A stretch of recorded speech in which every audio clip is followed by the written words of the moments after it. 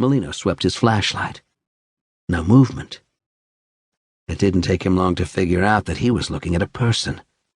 He picked up speed, checking the aisles as he did, always cautious, keeping his head about him.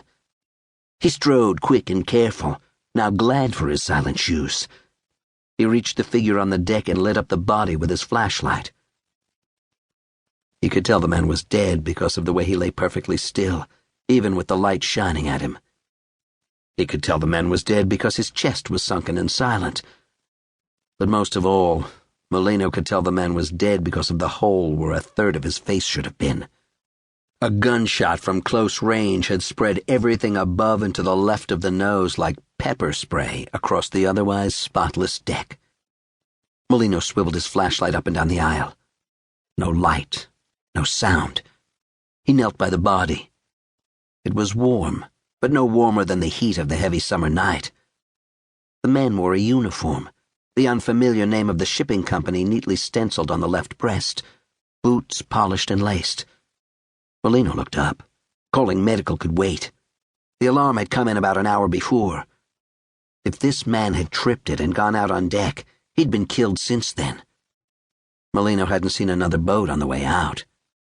There was a good chance that whoever had shot him was still on board. Mulino heard something across the deck, a high-pitched squeak, shoes coming to a quick stop. He stood up and trained his flashlight down the narrower crosstown aisles. The light was harsh and bright and showed him nothing. Stillness. Container after container, in those decrepit fading pastels, held firm as the beam shone on them. No sign of motion. "I see you down there." If you lie to them, trick them into thinking you know more than you do, then they might be afraid. And if they are afraid, you have the upper hand. "Come on out and come out quietly. I'm going to count to 3. He honed his flashlight toward the noise. Nothing. His heart slowly came to life. A new pulse, a new energy. 1. He swung the flashlight back and forth. Maybe he had the wrong corner. 2. Someone out there, he realized, could hear him and knew he was a cop and wasn't showing himself. Someone who had maybe just killed a man. It was best to take some cover. 3. Nothing again. He ducked out from behind his corner. The aisle was clear. Then footsteps. They came from far up the ship and to the right. He took his gun out. He shut the flashlight off. Until he knew where to shine it, it would only make him a target. Mulino crouched and scampered. Damn the bad back now. He was filled with the scent and the thrill and the pulse of it all.